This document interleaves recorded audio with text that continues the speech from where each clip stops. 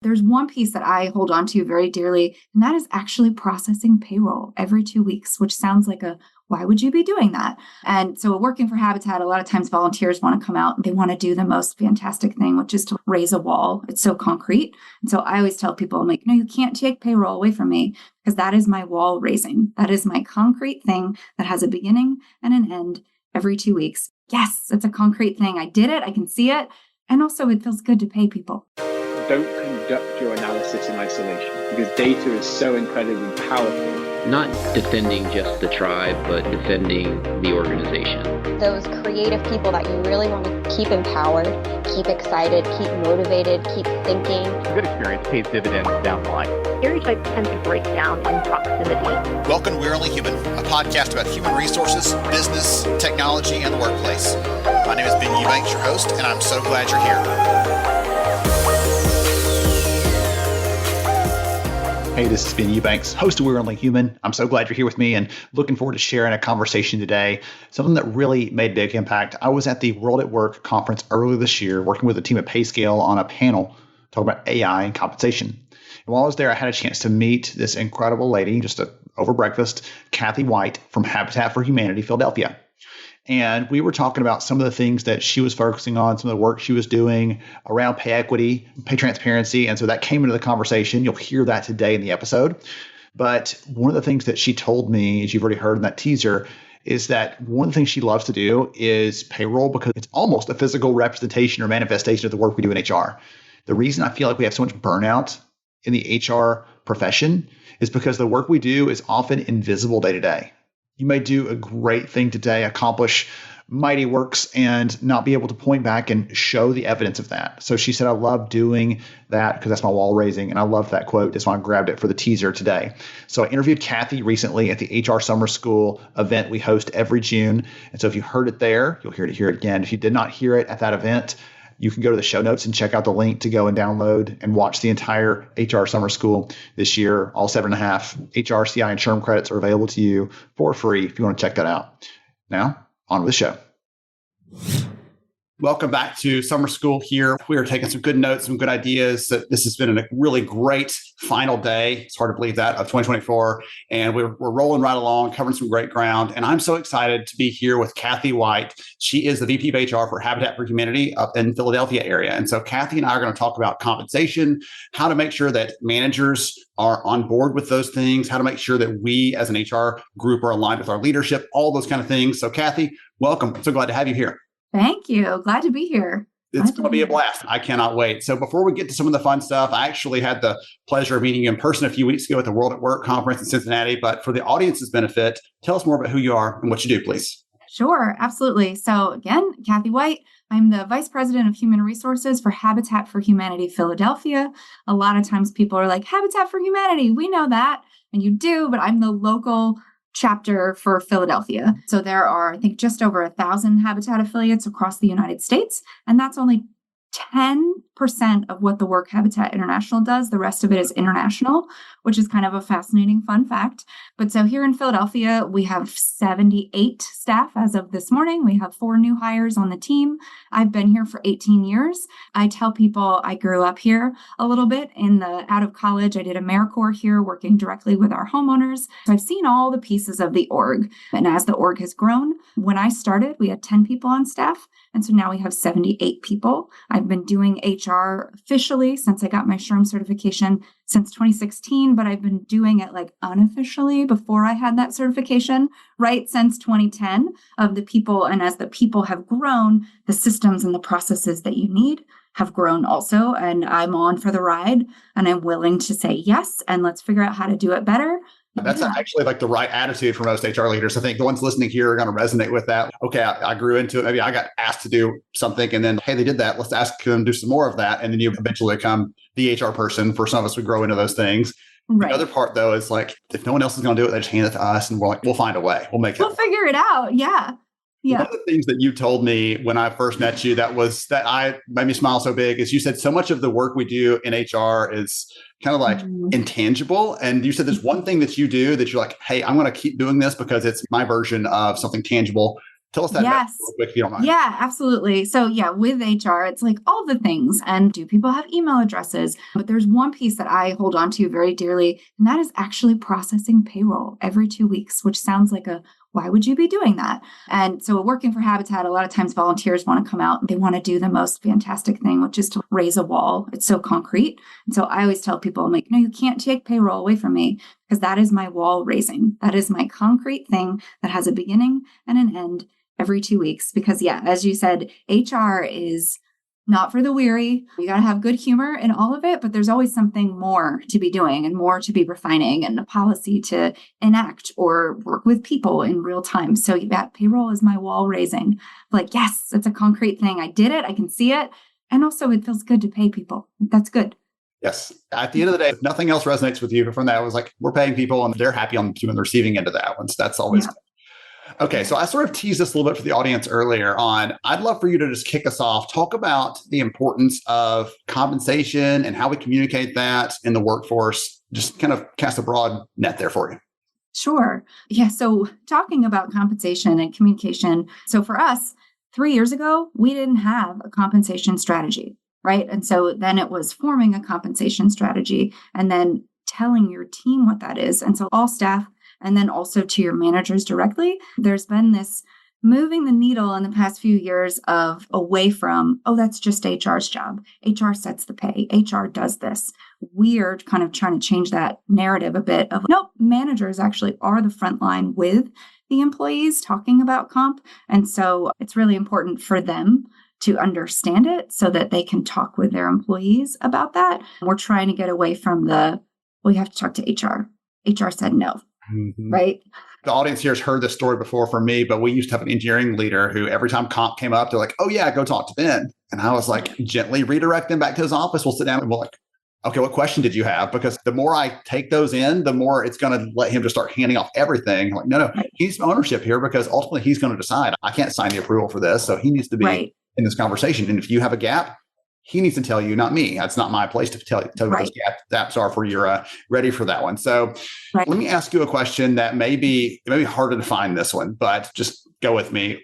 Where does that line stop? So like Kathy talks to her direct report about what they need to do, right? But at some point, it's yes, we do need to get comp or HR. We need to get someone else across the aisle involved in this to have this conversation. Do you know where that line is for y'all? I don't know if it's the same for every organization, but I'm kind of curious. Yeah. So I think for us, our main focus, so we're always going back to our core values as an org. And so even our strategy for compensation is based on our core values. And so it's even our performance evaluations are grouped by core values. So it all goes back to, but that document of the strategy, we try to give really clear, here's the parameters of what the manager is doing, what HR is doing along with finance, because nothing we can do with compensation, if it doesn't work in the budget, it's not going to work, right? And so all of those pieces, so it is telling the manager of when you are hiring someone, here's the parameters of what you're allowed and authorized to offer, because it always goes back to budget. Mm-hmm. If you have a reason based on skills and experience that you want to go deeper into the pay grade, that's when you have a conversation with HR and finance. And then we've got some formulas that we can say, okay, now you can authorize to go up higher. And so we try to, and this I think we'll talk about a little bit later, we try to give parameters and then let people do the thing so that they can be empowered to do that. But there are checkpoints where they have to circle back to HR because it could be really bad if they didn't. Okay, thank you for that. I was just, as you were talking, I was like, that's not everything we don't want them to handle, right? Sometimes we do want them to say, raise a flag, I'm here to help. That's what my job is, but don't abdicate responsibility. So I wanted to figure out where that was. I think that's a good, out of cycle, out of policy. Yeah, definitely bring us along. Yeah. And I think too, Ben, for me, it's always a really good reminder to help our managers remember that we have a process and we have a strategy, but we also have a person at the end of a process, right? And ultimately, if you put yourself, use some empathy, put yourself in someone else's shoes a bit at the end of the day, people want to know where they are in the pay scale, right? What's their grade? Why are they there? And then how can they advance forward? What are those opportunities? So we've even bucketed it as, what are my opportunities for increases? And then we spell those 3 opportunities out for folks. For those of you in the audience listening to this session, those 3 things, I'm going to repeat for those of you in the back, where they are, why they're there, and then how they can advance. So if your people don't know the answers to those and you're not comfortable with them going to their manager to get answers to those questions, then take some notes as Kathy's sharing in a little bit, because you're going to get some good ideas for how to actually enable them to do that a little bit. So Kathy, coming back to this, I said this was not just a comp, but also the communication side of that. A lot of what we're doing with our managers is to get them on board. So it's probably not as easy as here's your email with our policy and you're good to go on our pay and everything else, good luck. There's some more things probably wrapped into that. Is there training? Is there additional like one-on-ones? What other sort of things are wrapped into that? Yeah. Absolutely. Wouldn't it be the dream if you put the email out there and then it just magically happened? Right? Oh, no, sometimes I do this a lot, Ben. I'll even add a little joke sometimes into my emails just to see who's reading it. And people are like, oh, good one, Kath. Right? Of you put it in there a little bit. But right. So it is an email because you have to have something that people can refer back to. We also do it where we have an all staff, whether it's a little snippet, a recording of here's the policy, sharing out. So staff is getting it. Then we do a manager training with, okay, here are the things we really want you guys to focus on. We also have FAQ sheets. We've actually partnered with PayScale. So they're our compensation tool provider that we use. So they helped us create our strategy and our salary grade ranges. And they had a lot of tools and resources available for what is role playing? What should a manager practice saying, right? What else do we do? So because of our size, we're not as large as some other organizations. It enables me to have one-on-one conversations with managers, or managers to reach out and be like, gosh, I'm meeting with an employee next week and they've already brought up comp. I'm really nervous. I don't know what to talk about. Right. And so then my job is to get to say, okay, I'm going to give you real specific talking points. And I've gone back and forth. Is that the strategy? We actually am fortunate to have an HR nonprofit committee, right, of other peers doing the same work. And another org was like, yeah, Kath, I write a script talking points for every manager for their people. And I was like, everyone? He's everyone, because it's less risky than saying, oh, you write the script. So if HR is giving the guidelines and kind of how much did you receive in an increase last year? Here's where you started. Here's how far you are from the midpoint of your grade range, those kind of basic framework. Yeah, it's not a one and done. It's not an email. Actually, at the conference we were at together, Ben, a couple of weeks back, I heard someone from the stage, and it might have actually been you. I don't remember who said it, but that it takes 7 times for someone to hear something before it sinks in. And so, right. So we even have hired PayScale as one of our project hours for them to come and do a manager training, which seems kind of silly because they're saying the exact same things that are in our strategy and that I have said, but sometimes hearing it from another voice, another perspective, right? And the CEO has to reinforce what I say. The leadership team has to reinforce all of what our strategy is. All of those little nuggets. Yeah. So if you can hit them 7 times, they might get it. That's a good thing. Again, this is one out of many things our managers are doing. You put yourself in their shoes for a second. They have all these other things going on. They're they're trying to solve this thorny problem, and that pops up from an employee, question on comp, and it just throws them for a loop because they're focusing here, and that's completely out of left field sometimes when they're not ready for it. So saying, let me go back to what Kathy sent me. Here's my cue card, or here's my set of ideas or instructions. Mm-hmm. Instead of responding to their question, let me ask them a question first. How about that? That's a really good approach. When you're stuck or you're telling managers, how do you respond? When they ask you a question, the first thing you do is not answer that. You give them a question back. Hey, how much detail do I need to give you? What are you looking for? Right? Sometimes their question is so simple and we get so worked up and think it's going to be this. They want to know what their next increase percentage is going to be. And they don't want to know that. They want to talk to you and have an idea that there is a process. You will answer their questions. Mm-hmm. I think too, just on that bit of how do we reinforce it? How do we do these pieces? Building trust really over time. You have a process. For us, we've been doing this for 3 years. And so people can see, oh, they actually did the thing that was just this theoretical, oh, they're going to benchmark every year. I don't know what that means. We actually benchmark every year and have moved some positions. We're like, nope, we got that in the wrong grade. We're going to realign it. The market has changed significantly.